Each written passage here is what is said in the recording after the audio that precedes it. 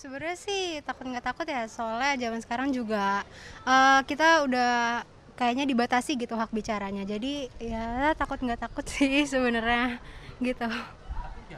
Kalau dari aku sendiri sih enggak ya, cuman kan soalnya kan pemerintah juga butuh kritik dan saran dari masyarakatnya juga untuk bahan evaluasi mereka. Sebenarnya pasti takut ya, karena balik lagi banyak kasus-kasus yang nggak bisa diungkapin ketika terjadi penangkapan atau terjadi kehilangan.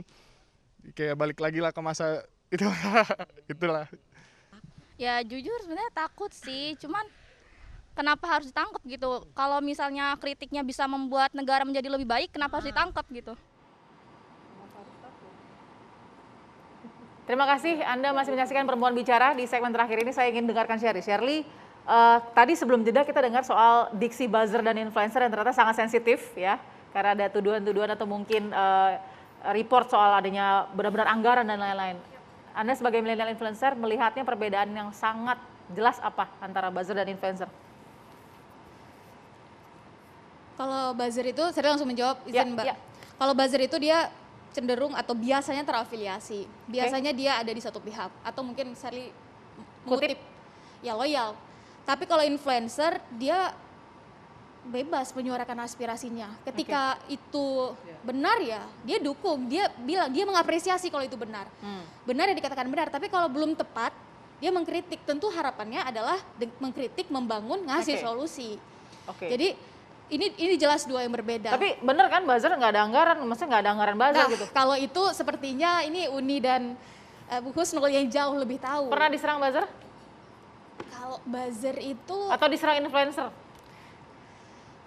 influencer, maksudnya gimana nih? Pernah mendapat serangan langsung nggak dari para influencer atau buzzer mungkin yang berseberangan dengan Shirley? Ya kalau itu kan tingkat saling mengkomen di sosial media kan wajar ya, itu wajar. Jadi nggak artinya bahkan satu dikelompokkan? orang bisa punya 10 akun Mbak Balkis. Jadi nggak dengan mudah mengkelompokkan mana buzzer, mana influencer begitu? Sebetulnya itu sangat bisa kita identikkan, apalagi anak muda itu sangat bisa.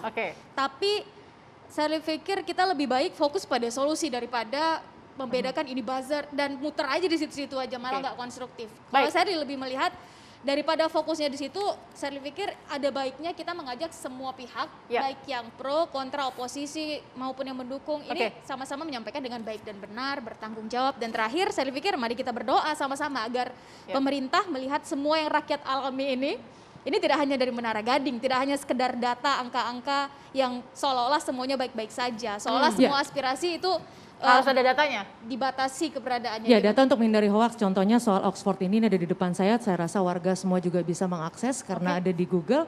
Sederhana di sini untuk bicara bahwa di sini tidak disebut Indonesia, kemudian bagian dari negara yang melakukan suppress, discredit, or drown out, sama sekali tidak ada. Jadi saya agak bingung kalau tadi mungkin bahasa Inggris saya yang perlu diperbaiki, tapi saya tidak melihat di sini dikatakan pemerintah Indonesia menggunakan buzzer, tidak ada.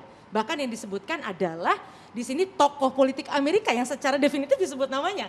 Jadi artinya ini perlu hati-hati juga. Nah yang kayak begini tadi yang disampaikan oleh beliau, hati-hati kalau kita ingin menyampaikan kritik boleh, sangat baik. Tapi jangan juga menggunakan kata-kata asing untuk sekedar memperkuat opini, tapi faktanya ketika kita baca tidak ada Indonesia ini bendera saya sampai dari tadi besar kecil tidak ada. Jadi lebih baik sekarang daripada kita lelah mencaci maki, lebih baik lelah membangun negeri dengan cara masing-masing. Bu Husnul, dibantah riset Oxford University soal suppressing. Baca aja nanti yang lengkapnya. Jadi kan ini kan yang ditulis ini, nanti baca aja report ini lengkapnya. juga cukup lengkap, teman-teman bisa Satu, cari di ya, Google. demokrasi di Indonesia itu indeksnya turunnya itu sampai 15 poin. Ya. Itu salah satu dari ukuran kalau kita mau ngomong ukuran. Cek aja indeks demokrasi Indonesia. Indeks korupsi hancur juga. Indeks apalagi kalau kita mau ngomong kuantitatif. Kesehatan tapi dan kalau ekonomi kita mudah-mudahan sih cukup baik Bu Husnul. Kita harus bicara prioritas ya, saat tapi ini yang karena pandemi dieksploitasi betul-betul sumber daya alam. Yang dieksploitasi sumber daya alam. Tidak semua pelan-pelan sedang diperbaiki. Tidak ada ayat di dalam konstitusi. Sebentar Bu Devi. Tidak ada ayat di dalam konstitusi yang memberikan hak kepada presiden untuk memberikan sumber daya alam, eksploitasi sumber daya kepada segelintir manusia. Justru Pak Tapi Jokowi di dalam sedang konstitusi kita itu. dikatakan bahwa setiap warga negara warga negara Indonesia, bukan Oke. warga negara Vietnam, bukan warga Ya, negara ya. Cina, bukan Cocok. warga negara Setuju, India, Bu Husnul. untuk mendapatkan penghidupan yang layak. Itu konstitusi kita.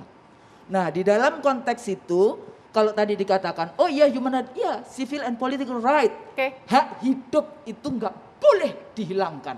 Oke. Hak hidup itu di Oke. dalam civil Oleh and karenanya political terbukti right. angka Di ekonomi kita dalam terus membaik. economic Kalau right, memang pemerintah di dalam tidak hak serius, tidak ekonomi, mungkin. Ya. itu Tanpa disebutkan angka-angka hak bagaimana kita untuk mengukur posisi penghidupan kita? yang Kita Tetap layak. harus mengerti butuh itu. angka untuk memastikan ada justifikasi yang memang Tadi akurat mengatakan angka, begitu. begitu angka Ibu. muncul kebaikan kemudian dinegasikan. Silakan Itu bukan aja. sesuatu Oke. yang Saya bilang yang silakan arif aja. juga dalam hal ini. Sesuatu Silakan yang baik aja. juga harus Saya kira diapresiasi. begini, Oke, Diki ya, baik, Pak. sebentar. Sedikit. Saya kira Enggak, begini. silakan Kalau aja, tadi tadi ngomong disampaikan angka, bahwa saya kasih eksploitasi indeks. sumber daya alam kita. Yes.